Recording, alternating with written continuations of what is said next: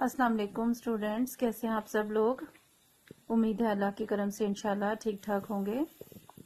बच्चों, आज हम अपना नेक्स्ट जो है बाब पंचम स्टार्ट करेंगे और इस 5वें बाब में हमारे लिए कुछ शख्सियात के हवाले से चैप्टर्स हैं जिनको हिदायत के सरचश्मे कहा जाता है, यानी ऐसे लोग, ऐसी शख्सियतें जिनसे सिर्फ हिदायत हासिल होती है, रहनुमाई हासिल होती है, जिनकी पूरी जिंदगी जो है वो उसको अगर पढ़ें, देखें, सुने तो हर उनके लम्हे से जो है वो हमें हिदायत और रहनुमाई मिलती है। इसीलिए ऐसे लोगों को हिदायत के सरचश्मे कहा जाता है और मशाहिरुल इस्लाम भी कहा जाता है, यानी इस्लाम की मशहूर शख्सियात, ऐसे लोग जिन्होंने अपनी जिंदगी इस्लाम के लिए वक्फ की, अपने लिए कुछ नहीं सोचा और हर लिहाज से इस्लाम के लिए, दीन के लिए जिद्दोजहद की।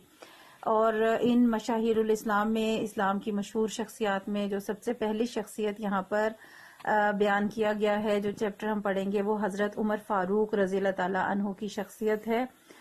उनका किरदार, उनकी जिंदगी, ये सारी डिटेल आपको इस चैप्टर में मिलेगी उनकी इब्तिदाई जिंदगी से। हजरत उमर फारूक रज़ी अल्लाह ताला अन्हु हमारे प्यारे नबी हजरत मोहम्मद सल्लल्लाहु अलैहि वसल्लम के प्यारे सहाबी थे, यानी बहुत ही जो पसंदीदा और दोस्त और करीबी साथी थे। जिन लोगों ने ईमान की हालत में नबी करीम सल्लल्लाहु अलैहि वसल्लम से मुलाकात की और उसी हालत में उनका इंतकाल हुआ, वो सहाबी हैं। यानी हम सहाबी कई जगहों पे लफ्ज पढ़ते हैं, पूरे हमारी बुक इतनी खत्म हो चुकी है, 2 चैप्टर्स रह गए, आपने कई जगह पे लफ्ज सहाबी पढ़ा है।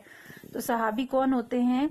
वो लोग जो हुजूर सल्लल्लाहु अलैहि वसल्लम के साथ थे और खास तौर पे वो जिन्होंने इस्लाम कबूल किया था, ईमान की हालत में जिन्होंने हुजूर सल्लल्लाहु अलैहि वसल्लम को देखा और उसी तरह उसी हालत में, यानी मुसलमान होने की हैसियत से, मोमिन होने की हैसियत से उनका इंतकाल हुआ, तो ऐसे लोग जो हैं वो सहाबी कहलाते हैं। आप रज़ी अल्लाह ताला अन्हु मुसलमानों के दूसरे खलीफा थे। आप रज़ी अल्लाह ताला अन्हु का लक़ब फारूक और कुनियत अबू हफज थी। लक़ब वो नाम जो उनकी किसी इंसान की खूबी की बिना पर कौम की तरफ से या हुकूमत की तरफ से दिया जाता है, उसे लक़ब कहते हैं। और आपका नाम जो है वो फारूक था। और इसी तरह जो कुनियत होती है, ये ग्रामर की रूह से ऐसे नाम को कहते हैं जो माँ बाप या बेटा बेटी के ताल्लुक से रखा जाता है या बोला जाता है। माँ बाप या बेटा बेटी औलाद के ताल्लुक से नाम बोला जाता है। जैसे उनकी कुनियत थी अबू हफज, यानी हफज के वालिद अबू, ठीक है। और इसी तरह से आपके वालिद का नाम खत्ताब था और आपको कई दफा आपका नाम जो है उमर बिन खत्ताब भी पुकारा जाता है, यानी खत्ताब के बेटे उमर। तो ये इस तरह से जब हम बिन, अबू, बिनते इस तरह लफ्ज पढ़ते हैं तो वो नाम जो है वो कुनियत कहलाते हैं। तो हजरत उमर फारूक की कुनियत अबू हफज भी थी और उमर बिन खत्ताब भी थी। हजरत उमर फारूक रज़ी अल्लाह ताला अन्हु का सिलसिला नसब 9वीं पुश्त में हुजूर सल्लल्लाहु अलैहि वसल्लम से जाकर मिलता है। सिलसिला नसब कहते हैं खानदानी सिलसिला, यानी जैसे कि किसी इंसान के वालिद, फिर उनके वालिद के वालिद, जो हमारे दादा भी होते हैं, फिर उनके दादा के वालिद, फिर उनके वालिद के वालिद और वालिद के वालिद, इस तरह पीछे से एक एक वो के खानदान से पीछे जाते जाएं। जैसे अब्बू के अब्बू हमारे दादा होते हैं, फिर दादा के अब्बू जो हैं वो परदादा, परदादा के अब्बू जो हैं वो फिर आगे, इसी तरह पीछे जाते जाएं तो खानदानी सिलसिला होता है। इसे सिलसिला नसब कहते हैं। और खानदानी सिलसिला 9वीं पुश्त में हुजूर सल्लल्लाहु अलैहि वसल्लम से मिलता है। मतलब इसी तरह से वालिद से पीछे पीछे जाते जाएं, जो 9वीं पुश्त होगी, यानी कि 9th टाइम आप पीछे जाएंगे तो वो सिलसिला जाकर जो है वो हुजूर सल्लल्लाहु अलैहि वसल्लम के खानदान से, यानी उनका ताल्लुक भी हुजूर सल्लल्लाहु अलैहि वसल्लम के खानदान से था। आप अशरा मुबशरा में शामिल हैं। अशरा कहते हैं 10 को और मुबशरा है वो जिन्हें बशारत दी गई, खुशखबरी सुनाई गई। अशरा मुबशरा वो 10 सहाबी हैं जिन्हें दुनिया में ही जन्नत की बशारत दे दी गई। अल्लाह की तरफ से दुनिया में जिंदगी में ही उनको ये खुशखबरी सुनाई गई कि वो जन्नत में جائیں گے. یہ 10 صحابہ کرام تھے اور ان 10 میں ایک حضرت عمر فاروق رضی اللہ تعالیٰ عنہ بھی شامل ہیں، جنہیں دنیا میں ہی اللہ تعالیٰ کی طرف سے یہ خوشخبری دی گئی کہ وہ جو ہے قیامت کے دن، آخرت کے دن جنت میں بھیجے جائیں گے. یہ وہ لوگ ہیں جنہیں ان کی زندگی میں جنت کی خوشخبری مل چکی ہے. عشرہ مبشرہ کہتے ہیں. یہ 10 صحابی ہیں. حضرت اسلام لانے سے پہلے آپ رضی اللہ تعالیٰ عنہ کا کردار. اسلام قبول کرنے سے پہلے حضرت عمر فاروق اچھے اوصاف اور پرکشش شخصیت کی وجہ سے پورے عرب میں نمایاں تھے، پورے معاشرے میں نمایاں تھے. جب تک اسلام نہیں قبول کیا تھا اس وقت بھی ان کی جو خوبیاں تھیں، ان کے اوصاف تھے، وہ بہت اچھے تھے، بہت اچھے کردار کے مشہور تھے اور پرکشش شخصیت یعنی انتہائی خوبصورت خوبرو انسان تھے، اور اس وجہ سے پورے معاشرے میں جو ہے وہ نمایاں تھے، نظر آتے تھے، مشہور تھے. آپ بہت باحیا اور بہادر تھے، بہت حیادار، شرم و حیا والے انسان تھے اور بہت بہادر بھی تھے. آپ کا شمار قریش کے سرداروں میں ہوتا ہے.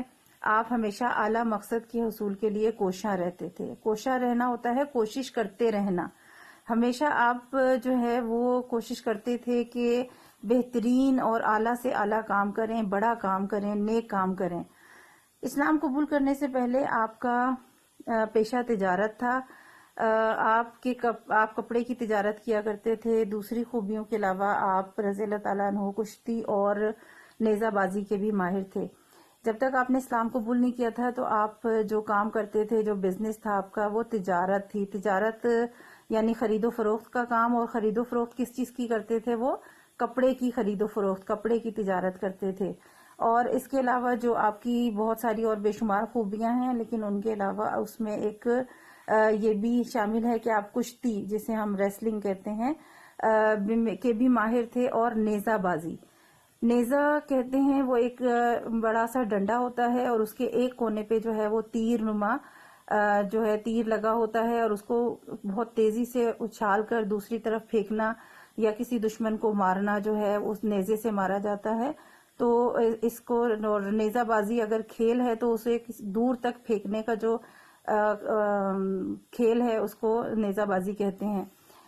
اس کے بھی ماہر تھے. قریش کے مختلف قبیلوں کے درمیان اگر خانہ جنگی یا جنگ ہو جاتی تو آپ رضی اللہ تعالیٰ عنہ ہی ان کے درمیان صلح کی کوششوں کی ابتدا کرتے تھے. یعنی یہ بھی آپ کی ایک خوبی تھی، ایک خاصیت تھی کہ آپ دشمنوں کی بھی صلح کرانے میں آگے آگے رہتے تھے. یعنی قریش کے بہت سے قبیلے وہاں پر عرب میں آباد تھے اور ان میں اگر آپس میں لڑائی ہو جاتی، جھگڑا ہو جاتا، تو حضرت عمر فاروق کی کوشش ہوتی تھی کہ ان کے درمیان صلح ہو جائے اور جنگ یا لڑائی نہ ہو.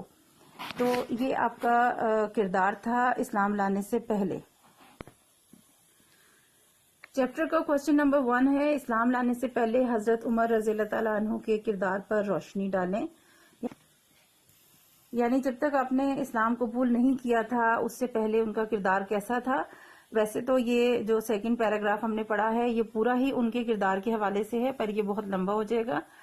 میں آپ کو شارٹ صرف اتنا کرواؤں گی کہ آپ نے پہلی لائن سے یہاں سے شروع کرنا ہے، اسلام قبول کرنے سے پہلے، اور تیسری لائن میں کوشاں رہتے تھے یہاں تک لکھیں گے. یہ اس میں ان کے کردار کی کچھ چیزیں جو ہیں وہ سامنے آ جائیں گی. آپ نے کوسچن نمبر 1 ہی لکھنا بھی ہے اور یاد بھی کرنا ہے. اللہ حافظ.